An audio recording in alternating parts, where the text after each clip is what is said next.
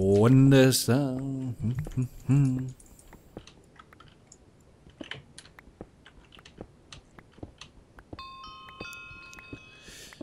Mining skill increased by 1. Total 80. 80? Jeg er 27, slap lige af. What the hell? Level 8, man. Hvordan 80? Skills. Nej. Skills that kills. Eller i det her tilfælde mine. Ja. Ramt. Nu er det jo heller ikke, fordi jeg først lige er begyndt at få mining abilities, jeg har spillet herinde.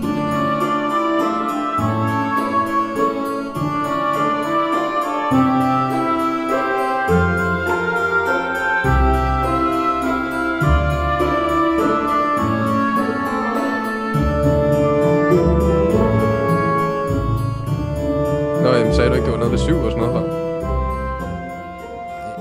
Nej. Nå. Jeg sagde, jeg var level 7.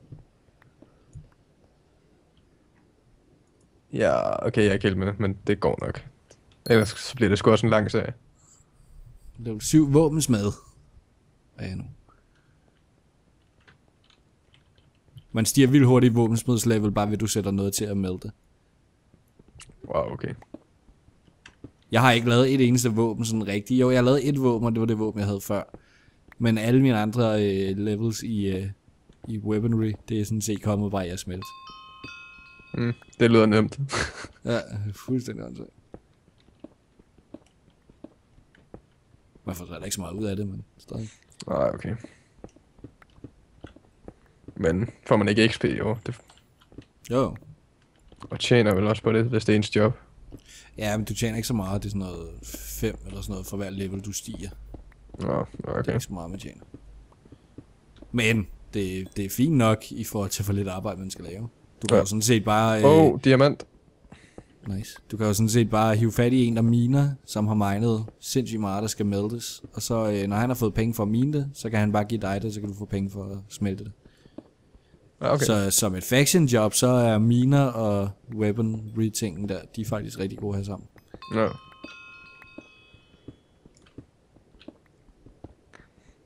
Diamonds. Hope you don't mind when I mind a diamond. Og lapis, så kan vi også enchante. Ja, jeg har også noget lapis. Jeg troede dengang, de sagde, at de ville have lapis til at være sådan, man skulle enchante, det var sådan, ej, virkelig. Fordi jeg troede, det var sådan en stack, hvis man skulle have, hvad hedder det, levelet den helt op. Så jeg troede virkelig, det ville ødelægge spillet. Men det er jo kun én eller sådan noget, man skal give. Det er lavet. Det kommer an på, hvor højt op det er. Jeg mener, det er 3, hvis den skal helt op i 30, men det er stadig ikke særlig meget. Det er bare det. Jeg finder altid sådan vildt mange af dem ad gangen. Ja, altså, lige præcis. Altså, jeg har fundet et område med dem. Jeg har allerede 28 eller 24, eller hvor mange det var det. 31. Jeg fik sådan 3 eller noget. Det kan godt være, det var lidt mere. Iron. Where you at, Mr. Iron? I'm right here. Har du nogensinde set Salad Fingers? Nej. Nej, okay, det skal du se. Det. Det er en rigtig ulækker cartoon-serie. Sådan ikke ulækker som sådan nasty, men mere sådan creepy. På sådan en rigtig sjov måde. Ja, det lyder ikke som noget, jeg kommer til at se. Ja, nej, okay.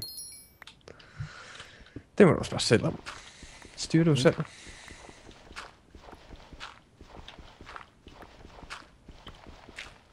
Fucking lorte jord, kan ikke bare fik til helvede. Hvorfor fanden har jeg lige fået repair skill 1? Hvad har jeg repairet? Jeg har ikke repairet noget.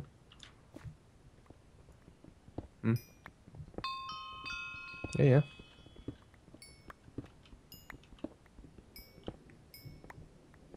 He.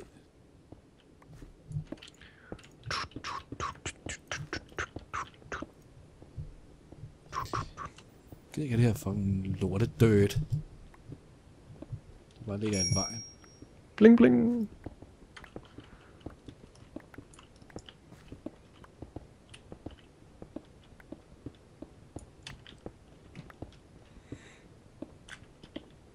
Mit.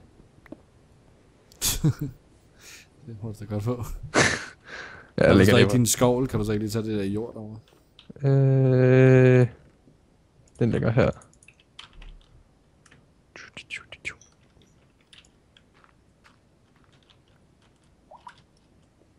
Blup, blup.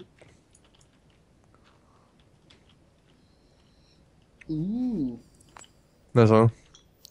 Det er bare for det der Badoo.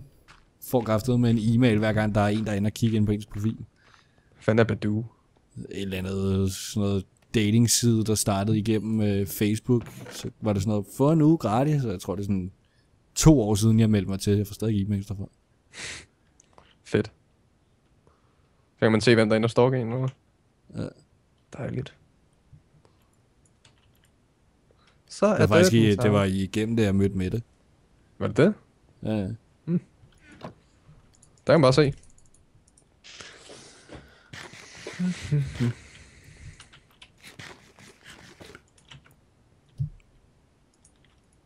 Så er du ikke så døden taget? Jo, men altså, det er dødt, der er nødvendigt. Okay. Altså sådan, vi skal jo bare have den der firkant. Right? Ja. Men ja. Vi kan tage skønhedstingene, det kan vi tage senere. Ja, men jeg tror, det er der min Minecraft OCD kommer ind. Det er, når det ser forkert ud. Det kan jeg slet ikke tage. Gør det alligevel, jeg gider ikke til at smelte sten. Nej, men altså forskellen på cobblestone og stone har jeg faktisk ikke så meget imod. Det er mere det der, når det sådan er alt for meget. Altså når man kan se, det er stone og dirt for eksempel. Ja, okay. Så når det er rigtig tydeligt. Eller hvis der lige er et hul sådan i midten af det hele eller et eller andet. Jeg kan slet ikke tage det.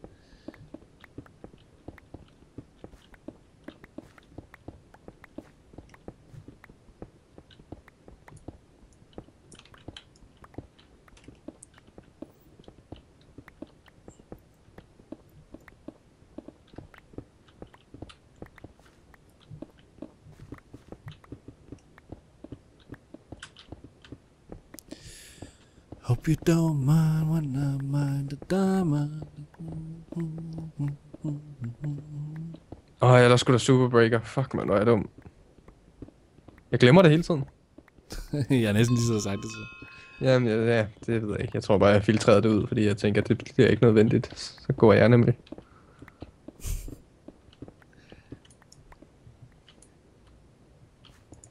Yay, der ligger en cobblestone. En cobblestone.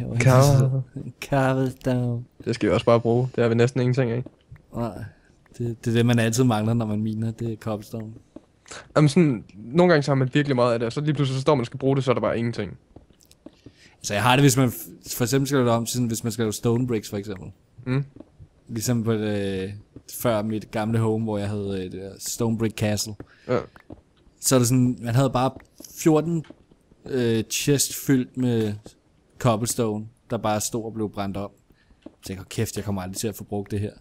Men til sidst så endte man bare med at stå og kæft, hvor skal jeg bruge meget mere af det.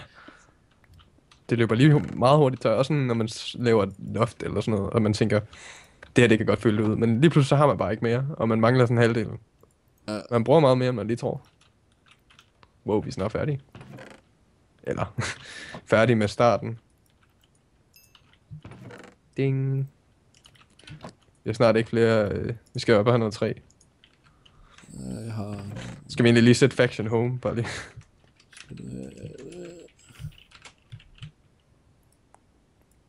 Vi kan ikke lave faction home, hvis vi ikke er inde i vores territorie.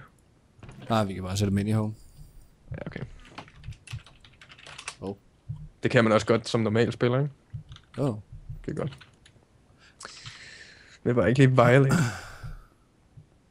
Nej, det kan man godt. Der er bare den eneste regel, det er, at du må ikke sætte et almindeligt home ind i en andens faction. Okay, det vil også være noget om. Ja, det gjorde de jo på vores gamle faction server. Gjorde det? Medmindre man direkte siger det til folk, så tænker de ikke langt nok til. Åbenbart. Altså kan man ikke, eller må man bare ikke? Du kan godt, du må ikke. Så skal folk nok gøre det alligevel. Ja, men det er en serverregel, så det er bare band, hvis de gør det. Ja. Så det må de selvfølgelig selv om, de må da godt gøre det. De får bare ikke sat mig ud af det. Nej, okay. Fair nok. Hey, jeg steg level. Woo, jeg sidder fast, jeg kan ikke komme op. Flot. Achievement get stuck. Ja. Det her, mine skills kommer i play. Ja, nej. Ja. Ej, men altså. Kom op derfra. Kom op Kan derfra. du komme op derfra? Kan du komme ned derfra? Nej, eller op, hvad der er med til? Så! Jeg tror lige, jeg prøver at komme op, og så se, hvad vi lige kan få af noget træ.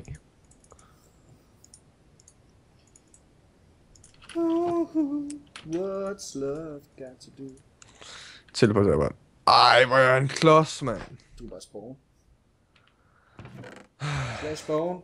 Så laver jeg en fucking normal pickaxe, i stedet for at lave den økse, jeg skal bruge. Fuck mig. Du bruger en økse og laver en pickaxe. Ja, det... Hvad er med question det? Det tager jeg lidt. Selvfølgelig er det nat. Det er det altid, når jeg skal et eller andet. Of course, of course, of course. Men hold kæft for. Okay. Aggressiviteten er strong i this one. Ja. Der er får. De skal dø. Jeg skal godt bruge maden. Ja, lige præcis. Fordi jeg tænker på at gemme de her guldrødder, jeg har tilbage, og så kan vi jo starte den med farmen. Nå ja. Ja, det er nok den bedste måde at få mad på, hvis vi ikke hele tiden skal op. Ja, i hvert fald lige til at starte.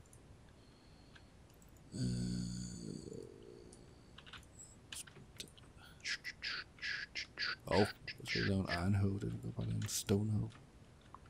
Stoned hoe. En stoned hoe. Det var ikke rigtigt, det var en økse. Nå, jeg æder de her guldrødder. Så længe du har nogen, så... Lille kølle, kan du komme her? Jeg tror ikke, vi har... Ej, jeg skal lige egne os en.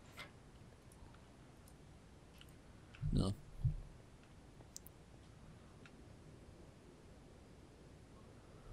Ej, lad være.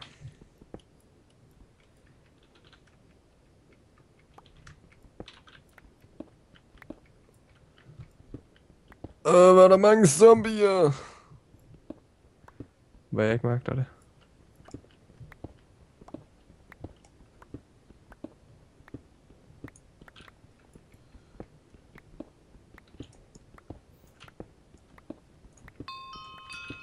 Bum.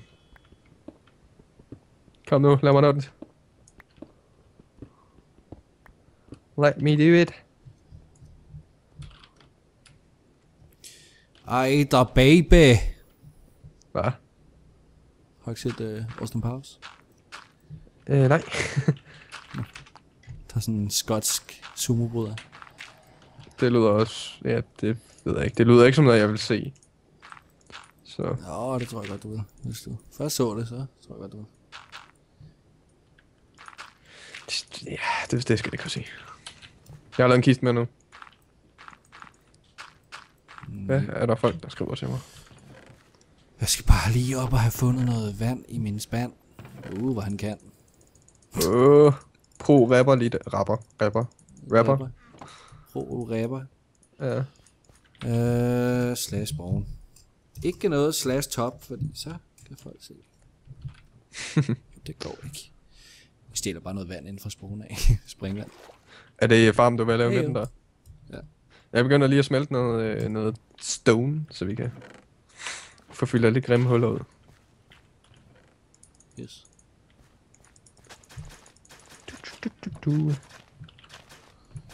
Laver også lige nogle flere ovne. Det gider jeg ikke vente på det der. Jeg tænker, første farm behøver ikke at være noget særligt. Det er jo bare for at sørge for, at vi har noget mad. Ja, vi kan altid flytte den. Hvorfor er der nogle steder, hvor at guldrødderne de sådan hopper op igen? Som om de ikke gider blive plantet der? Jeg tror det er, hvis der ikke er nok lys. Vil lige prøve at gøre sådan her. Det er lidt lys her. Så prøv nu. Ja, det hjælper mig. Det giver bare ikke nogen mening, at der burde være rigtig lys. Ja, men jeg tror, det kræver virkelig meget lys, når man er nede under jorden, tror jeg nok. Og så kræver det mere og mere, nu dybere man er nede, og vi er jo sådan helt nede. Så er der ikke flere guldrødder, tror jeg. Jeg har en. Jeg lige planter den, så har jeg også været med. Nu har jeg også lagt til. Ja.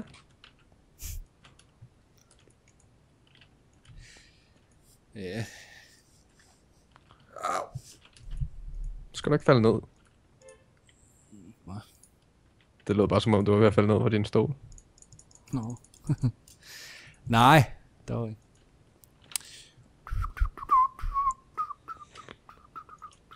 Har han ikke? Han har også skrevet til mig. Nå, nu vil jeg købe noget mad. Nej, jeg har mad her. Der begynder at spawne zombier hernede. Jeg tror ikke helt, der er lyst nok. Ja, men det er jo bare at sætte noget mere. Jeg har masser af Ja. torches. Tauges. Torches. Torgils. Auto. Jeg synes så til gengæld alligevel, at der er pænt lyst hernede, så jeg forstår ikke, hvorfor... Og jeg har lige sat noget mere. Det var sådan helt over i hjørnet, de spawnede, tror jeg. Hvad hedder det? Der er cooked pork chop her.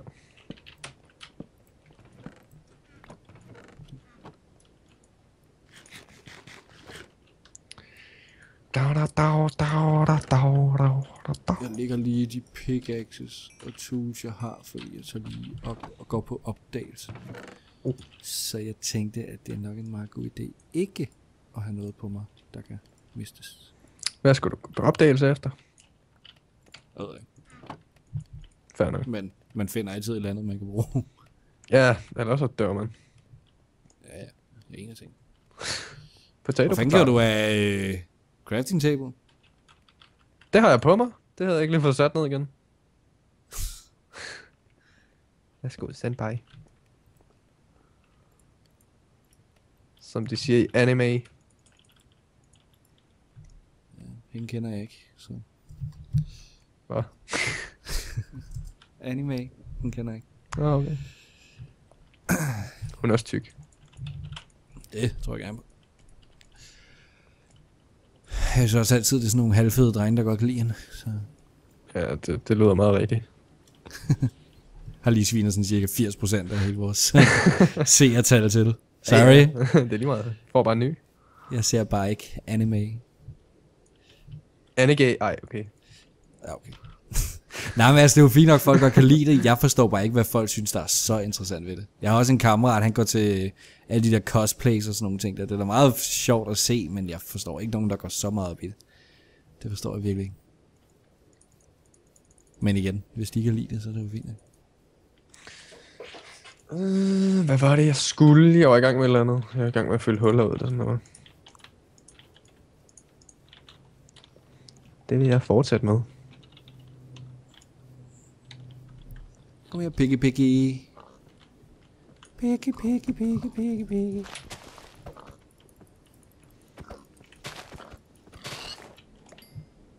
Vi har alle sammen den der fulde ven, der går rundt sådan i byen. If you know what I mean. Just kidding. Okay. Nej, okay. Fair nok. Og hvad går rundt og siger, kom piggy, piggy, eller hvad er det, du mener? Ja, nej. Lad os bare sige det. Okay. Ham har jeg ikke med endnu. Hey, jeg fandt det der swag cat. Ja. Swag cat. Jeg har stillet en kiste. Private, Mark Larsen 11. Mike Larsen. Dum. Da, da, da.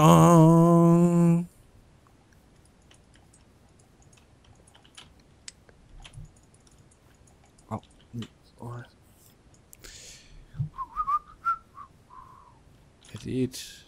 Hvad fanden er det der? Er det et hus? Hvis du finder det, så ødelæg det. Nej. Nå. Jeg er ikke en af de der nederen spillere, der bare ødelægger andre folks ting, fordi jeg finder det. Nej, det er jeg heller ikke. Nej, det kan jeg godt høre. Og kæft, det er et højt bjerg, det der. Er du sindssyg? Er du cray? Ja. Dø. Men kun om søndagen. Ej, kom nu. Dø nu, Anders Sand. Tak.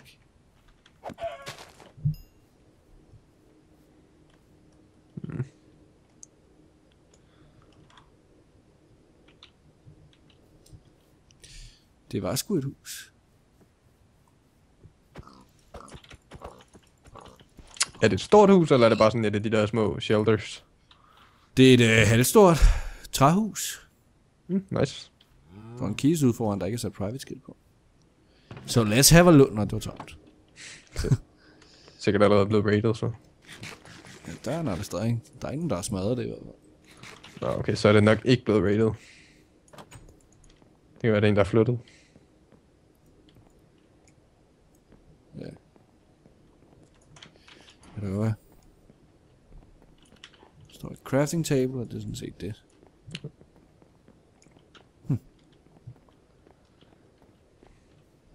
Ellers ærgerligt. Halvstort hus. Kunne de sagtens have lavet færdigt.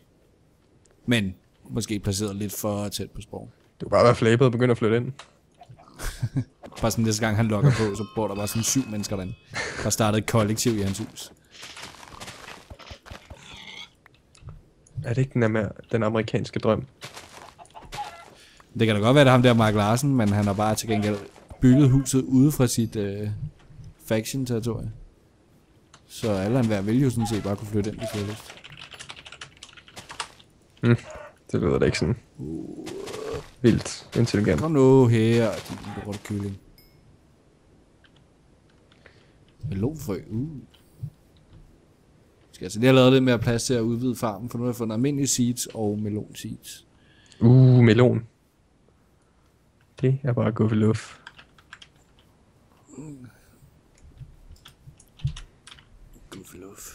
Guf for min luft. Okay. Ja. Jeg kan det der med de rim i dag, det kan du godt høre. Nej. Nå. Heller ikke i dag. Okay.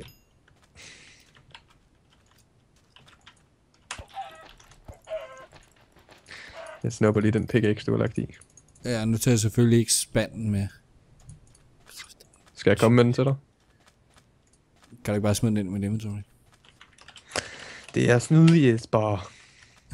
Nå, jeg må du TP'er til mig, eller smide den ind med inventory. Jeg kan ikke engang smide den ind. Nå, så bare TP til. Men almindelige spillere kan vel også TP? Nej. Nå. Så Eller jo, det kan de godt. De kan faction TP. Eller party TP, som det hedder. Så er vi ikke cheater. Det må vi gerne. Ikke også? Yeah. Godt. Yeah. If you say so. 100% indforstået. Hvad der er inden for dig til at sove om natten? Det her. Medicin.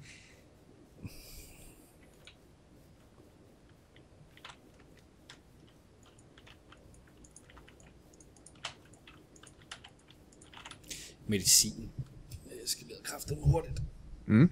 Ej, hvor kunne jeg godt bare drikke en kop te, men jeg gider bare ikke jeg har cola.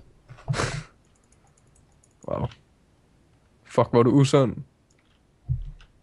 Det kan godt være, men jeg er ikke tørstig mere. Drikker cola, det gør jeg aldrig.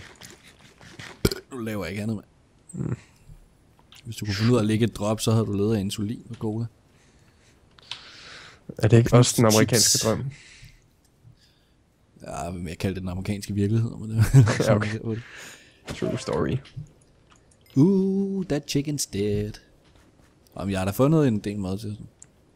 Det lyder godt. Og nogle ting, så vi kan plante det, så vi også kan skaffe os, eller lave noget mad, hedder det. Ja. Den der. Farmen er allerede ret godt i gang, faktisk. Der er en, der næsten er fuldt udvokset. Jeg laver bare, den der med season, laver jeg bare sådan lidt ved siden af, sådan, så det ikke bliver blandet sammen. Ja. Så er det også lidt nemmere at holde styr på, når farmen vokser. Ja, det er fint nok. Fan der. Hello chicken. Goodbye chicken. Hallo, så skal du ikke din hånd, jeg siger goodbye. Hvorfor er de der fucking kyllinger så svære at ramme? Det er fordi, de er små og adrætte.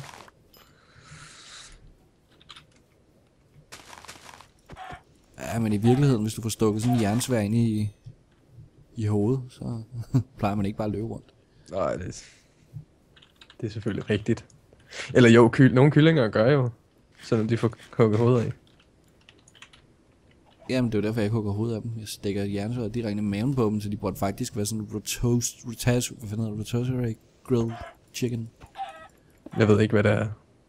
Men... De der hænger på en jernstang og langsomt drejer rundt ind i ovnen. No, dem. De ser altid fucking gode ud, synes jeg. Ja. Og så dufter de bare af barbecue og brændt kylling. Nom. Fucking nice. Jeg har fundet en sådan kløft-ting med en masse iron, hvis vi har brug for noget iron. Det har vi. Vi har næsten ikke noget tilbage. Kan du så ikke lige TP til mig, fordi så smutter jeg tilbage og begynder at bygge på farmen? Så hvis du bare tager noget pickaxe og sådan noget gejl med. Ja, jeg smider lige det her i. En kiste.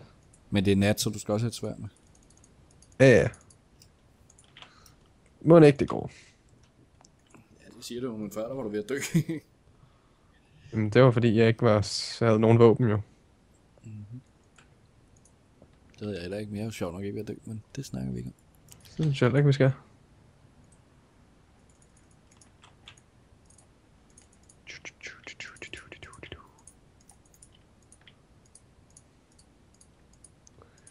Sådan der. Hej. Så er det den, der er lige her fremme. Så ind til højre derinde, der står godt en zombie, men der er en masse mine ting derinde. Nice. Yeah, I'll just go for it. I guess. Ow. Det var lidt tidligt tidspunkt allerede, kan jeg sige. Jeg skulle da ned på en eller anden måde. Nå, jeg troede det var, fordi at zombien var gået i gang. Nå, nej. Heldigvis ikke.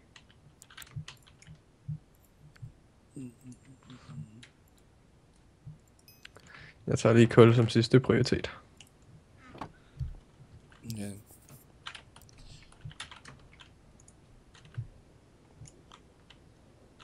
Ej, nu kommer der kraft om zombier.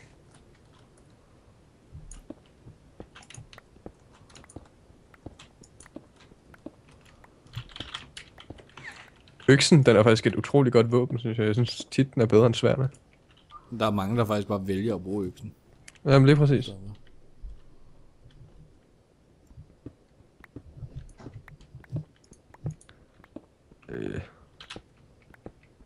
Okay.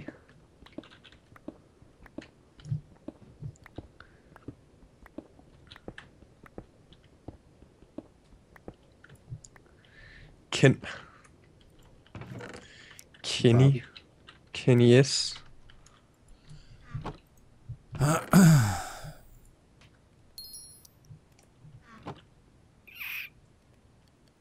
hvorfor er jeg level 2 crafter? Jeg skal ikke craft noget. Det var de der skills, jo. Ja.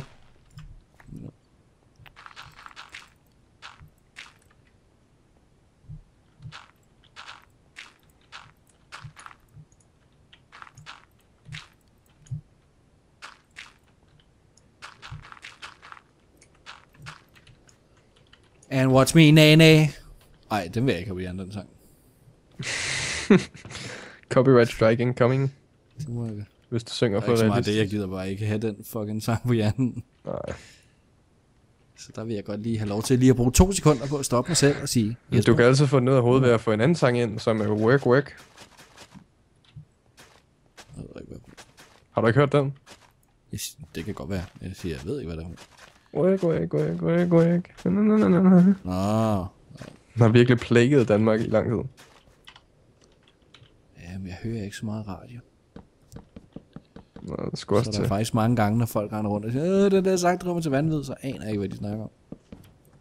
Nej, okay. Jeg har det fint med at høre mit Eminem på mit Spotify. Jamen, det er sådan til gymnasiefester og sådan noget, der er virkelig... Det dårligste musik, de vælger altid at sætte på. Fordi det er det, der er populært, åbenbart. Ja, nu er jeg også lidt for gammel til en gymnasiefest. Er du det? Dammit! Det gik ikke efter planen, kan jeg høre. Jeg kom til at smadre det der melon seed. Men du får det jo igen. Nej. Gør du ikke? Ikke når du har plantet det og smadret det med det samme, så kommer det ikke igen. Hvis jeg plantede det forkert, jeg plantede det ikke ved siden af vand. Så vil jeg bare have det op og plante et andet sted, og så smadrer jeg det i stedet for. Smukt. Havde du kun et? Ja. Nå, ja. Nå. Nu har jeg plantet de andre seeds, så må vi have noget almindeligt, så må vi lave noget brød eller sådan noget.